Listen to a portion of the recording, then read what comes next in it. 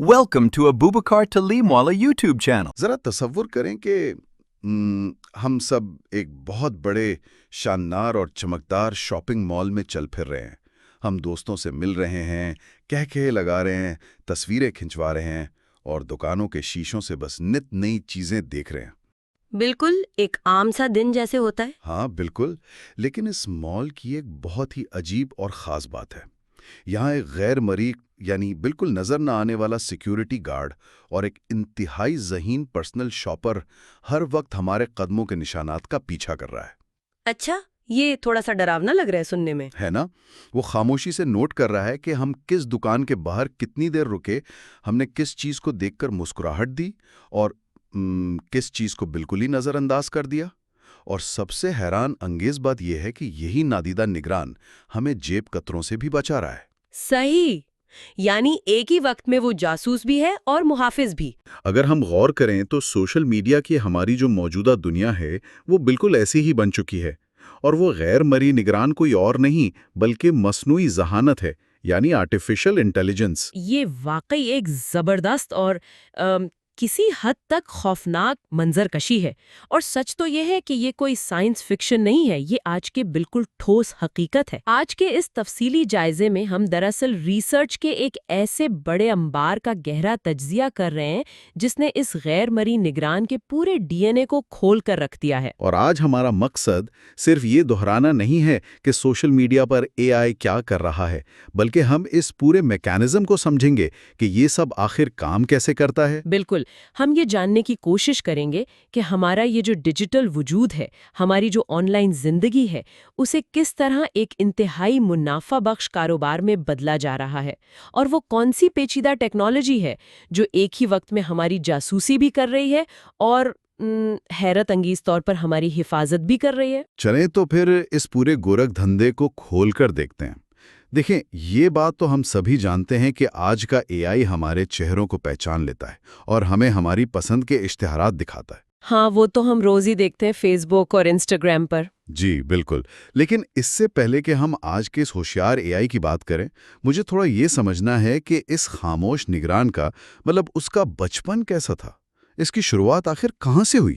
یہ ایک بہت اہم سوال ہے، کیونکہ جو ریسرچ ہم دیکھ رہے ہیں وہ ہمیں سیدھا 1956 میں ڈارٹ ماؤتھ کالج کے ایک واقعے تک لے جاتی ہے. 1956؟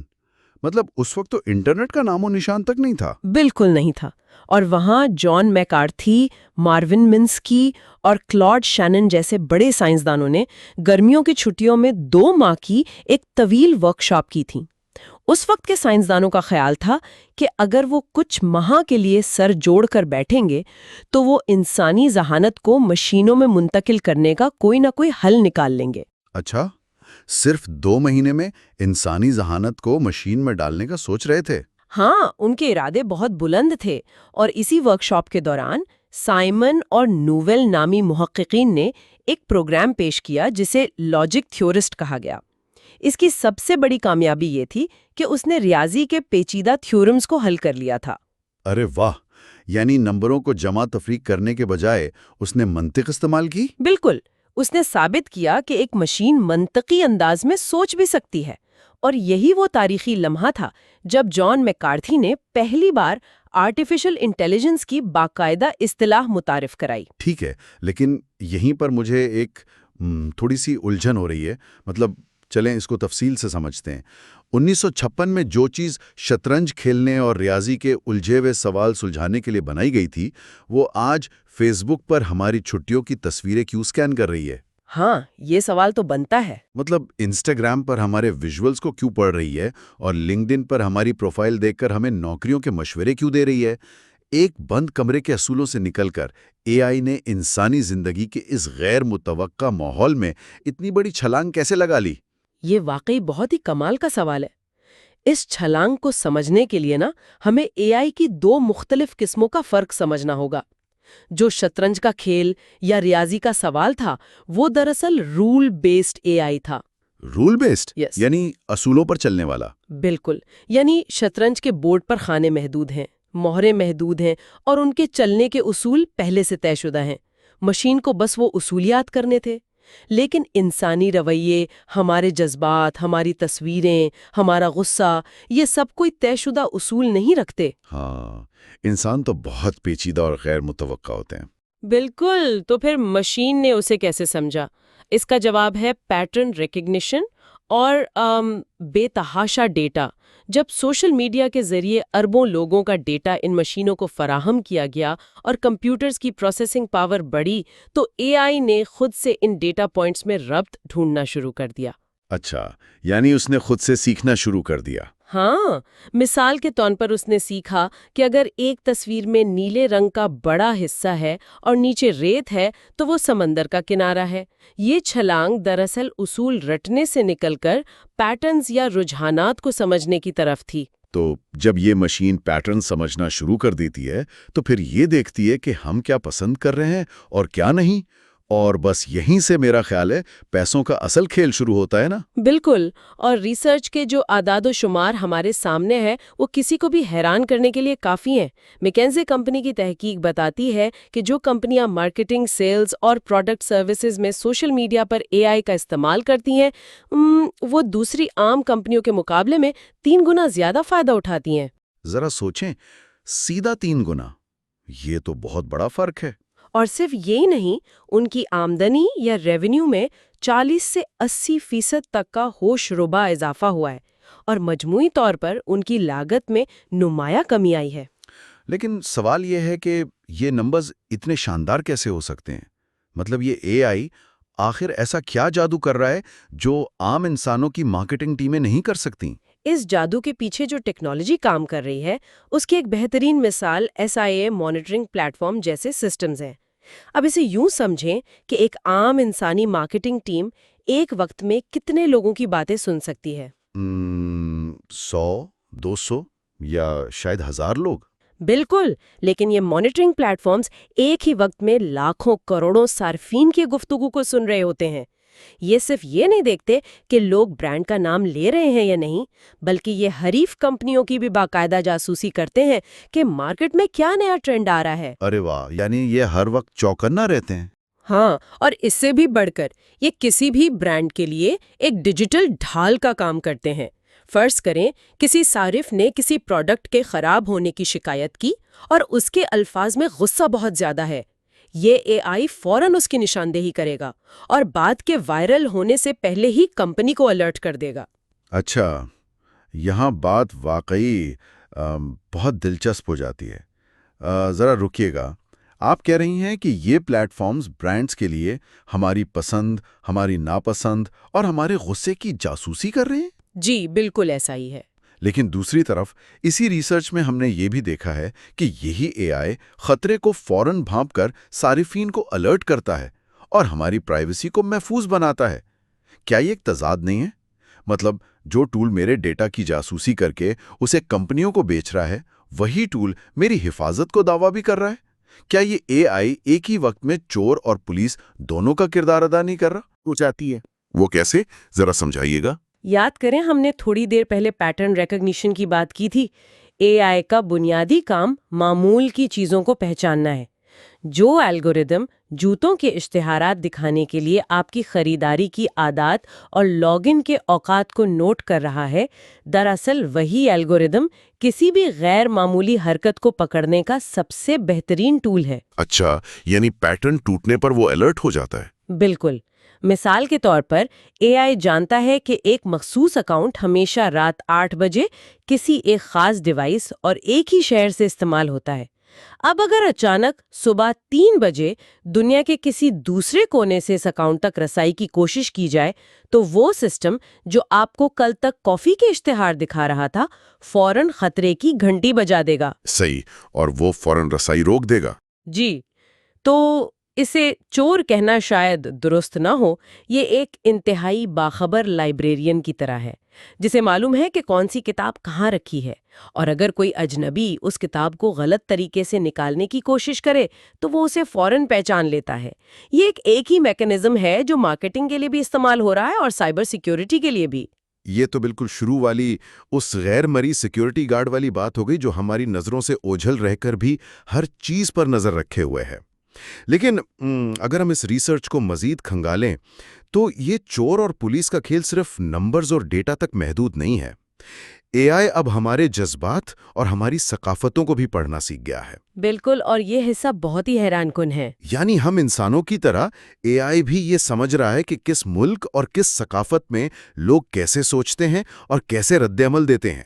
میں تو اسے ایک عالمی گرگٹ کی طرح دیکھتا ہوں جو ماحول کے حساب سے فوراً اپنا رنگ بدل لیتا ہے۔ یہ عالمی گرگٹ والی تشبیہ واقعی بہت عمدہ ہے، اور اس کا عملی ثبوت ہمیں اس ریسرچ میں شامل رومانیہ، فرانس اور اٹلی کی 150 ڈیجیٹل ایجنسیوں کے ڈیٹا سے ملتا ہے۔ ہاں، اس تحقیق نے تو بہت سی چیزیں واضح کر دیں۔ جب محققین نے ان تینوں ممالک میں اے آئی کے استعمال کا جائزہ لیا تو انہیں پتہ چلا کہ الگوریدم تو ایک ہی ہے، لیکن ہر ملک کے ثقافت اور سماجی رویوں کے حساب سے اس کا کام کرنے کا طریقہ بالکل بدل جاتا ہے۔ ہاں، اس حصے کی تفصیلات مجھے واقعی سب سے زیادہ دلچسپ لگیں۔ اگر ہم رومانیہ کی مثال لیں تو وہاں ڈیپ لرننگ کے ذریعے تصاویر کا گہرا تجزیہ کیا جاتا ہے تاکہ یہ معلوم کیا جا سکے کہ کوئی خاص پروڈکٹ کس جگہ اور کس وقت استعمال ہو رہی ہے۔ ذرا یہ سمجھائیں کہ یہ ڈیپ لرننگ عام تصویر دیکھنے سے کیسے مختلف ہے؟ دیکھیں، ڈیپ لرننگ کا مطلب یہ ہے کہ مشین صرف یہ نہیں دیکھ رہی کہ تصویر میں کیا ہے، بلکہ وہ اس کے پورے سیاق و سباق یا کانٹیکسٹ کو سمجھ رہی ہے۔ اچھا، کانٹیکٹ سے کیا مراد ہے یہاں؟ رومانیہ کی مارکیٹ میں ایجنسیاں اس بات پر زور دیتی ہیں کہ پروڈکٹ کا استعمال کس ماحول میں ہو رہا ہے۔ مثلاً اگر کسی نے جوس کے ڈبے کی تصویر لگائی ہے تو اے آئی صرف ڈبہ نہیں دیکھے گا، وہ دیکھے گا کہ پیچھے پہاڑ ہے یا دفتر کی میز، روشنی صبح کی ہے یا شام کی، کیا تصویر میں لوگ دوستوں کے ساتھ ہیں یا اکیلے بیٹھے ہیں۔ ارے واہ، یہ تو پوری ایک کہانی بنا لیتا ہے تصویر سے۔ جی بالکل، وہ ڈیپ لرننگ کے ذریعے یہ کہانی بنتا ہے کہ اس ملک میں یہ پروڈکٹ کن حالات میں زیادہ مقبول ہو رہی ہے۔ اور پھر جب ہم فرانس کی طرف جاتے ہیں تو اے آئی کا رویہ بالکل ہی بدل جاتا ہے۔ وہاں تصویروں سے زیادہ توجہ اس بات پر دی جاتی ہے کہ اے آئی ہر صارف کے بنائے گئے مواد کو پڑھے اور سینٹیمنٹ انالیسس یعنی جذبات کا تجزیہ کرے۔ وہ جانچتا ہے کہ نئی پروڈکٹس پر لوگوں کا رد عمل کیا ہے۔ فرانس میں یہ الفاظ اتنے اہم کیوں ہو جاتے ہیں؟ اس کی بڑی وجہ فرانسیسی صارفین کی مخصوص ثقافت ہے۔ وہاں کے لوگ اپنے برانڈز کے حوالے سے بہت زیادہ حساس ہوتے ہیں، اور وہ اپنے تجربات کو، چاہے وہ تنقید ہو یا تعریف، بہت کھل کر بیان کرتے ہیں۔ اچھا، یعنی وہ لگی لپٹی نہیں رکھتے؟ بالکل نہیں۔ لہذا وہاں اے آئی کو یہ سکھایا جاتا ہے کہ وہ صرف الفاظ کے لغوی معنی نہ دیکھے، بلکہ ان کے پیچھے چھپے ہوئے طنز، خوشی یا مایوسی کو بھی سمجھے۔ یہ سینٹیمنٹ انالیسز تحریر کو مثبت، منفی یا غیر جانبدار حصوں میں بانٹتا ہے۔ یعنی اگر کوئی طنز کر رہا ہو تو مشین وہ بھی سمجھ جائے گی؟ ہاں، اگر ایک فرانسیسی صارف لکھتا ہے کہ یہ سروس کتنی شاندار ہے کہ مجھے 3 گھنٹے انتظار کرنا پڑا، تو اے آئی اتنی سمجھ بوجھ رکھتا ہے کہ وہ لفظ شاندار کو تعریف نہیں بلکہ شدید غصہ اور طنز تصور کرے۔ کمال ہے۔ اور پھر اٹلی کے معاملے میں تو اے آئی ایک بالکل نیا روپ دھار لیتا ہے۔ وہاں یہ طریقہ کار سامعین کے تجزیے یا آڈینس انالیسس پر مرکوز ہو جاتا ہے۔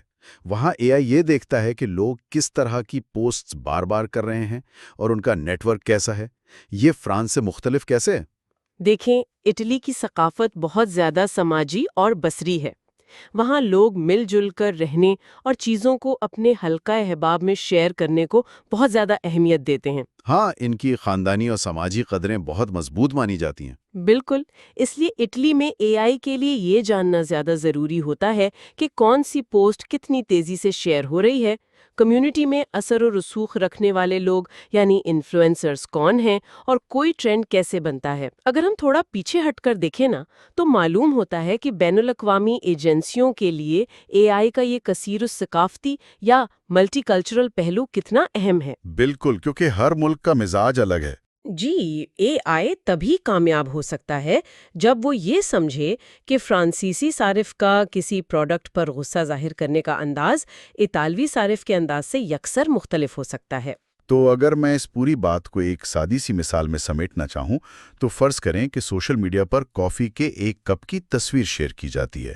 اب یہ اے آئی مختلف ثقافتوں کے مزاج کے مطابق اس ایک تصویر کو کیسے الگ الگ معنی پہنائے گا؟ رومانیہ میں وہ شاید ڈیپ لرننگ سے دیکھے گا کہ کافی صبح پی جا رہی ہے یا رات کو۔ جی، اور فرانس میں وہ کیپشن پڑھے گا کہ پینے والے کا موڈ کیسا ہے۔ اور اٹلی میں وہ اس بات پر نظر رکھے گا کہ اس تصویر کو دوستوں کے کتنے گروپس میں شیئر کیا گیا ہے۔ یہ تو اب مارکیٹنگ ٹول کے بجائے ایک باقاعدہ ڈیجیٹل ماہر نفسیات بنتا جا رہا ہے۔ آپ کی یہ مثال بالکل نشانے پر لگی ہے، یہ واقعی ایک ماہر نفسیات بن چکا ہے۔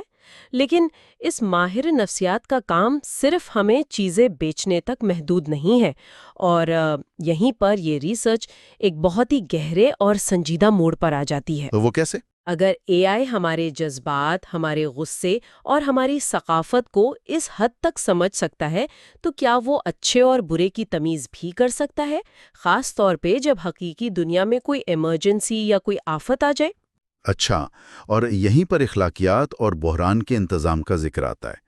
جو ماخذ ہم دیکھ رہے ہیں اس کے مطابق اب اے آئی سسٹمز کو سوشل میڈیا کی ویب سائٹس پر موجود انسانی رویوں کے بے پناہ ڈیٹا کے ذریعے باقاعدہ تربیت دی جا رہی ہے۔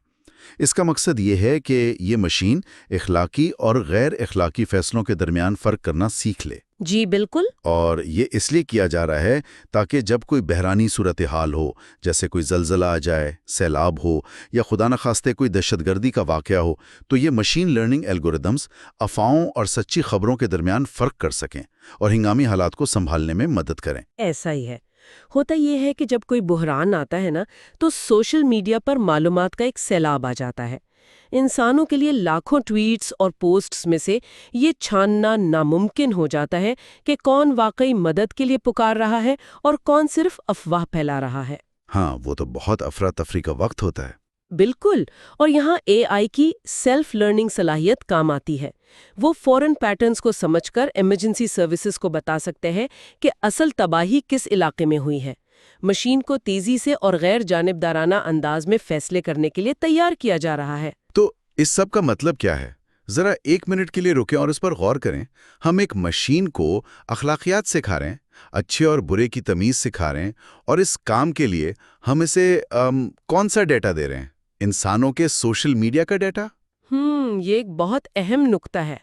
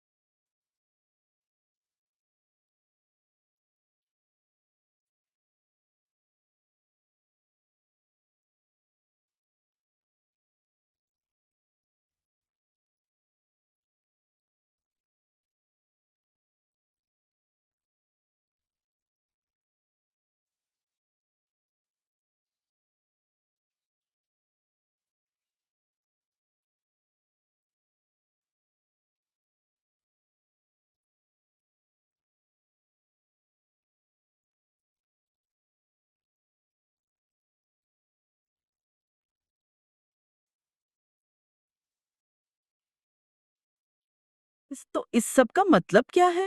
ذرا ایک منٹ کے لیے رکے اور اس پر غور کریں۔ ہم ایک مشین کو اخلاقیات سکھا رہے ہیں، اچھے اور برے کی تمیز سکھا رہے ہیں، اور اس کام کے لیے ہم اسے کون سا ڈیٹا دے رہے ہیں؟ انسانوں کے سوشل میڈیا کا ڈیٹا۔ یہ ایک بہت اہم نقطہ ہے۔ لیکن سچی بات تو یہ ہے کہ جب ہم سوشل میڈیا کھولتے ہیں تو وہاں تو اکثر نفرت، ٹرولنگ، غلط فہمیاں اور انتہائی زہریلی بحثیں چل رہی ہوتی ہیں۔ اگر مشین ہمارے اسی رویے کو پڑھ کر اخلاقیات سیکھ رہی ہے تو کیا ہم انجانے میں ایک ایسا اے آئی تو نہیں بنا رہے جو ہمارے برے رویوں کی عکاسی کرے؟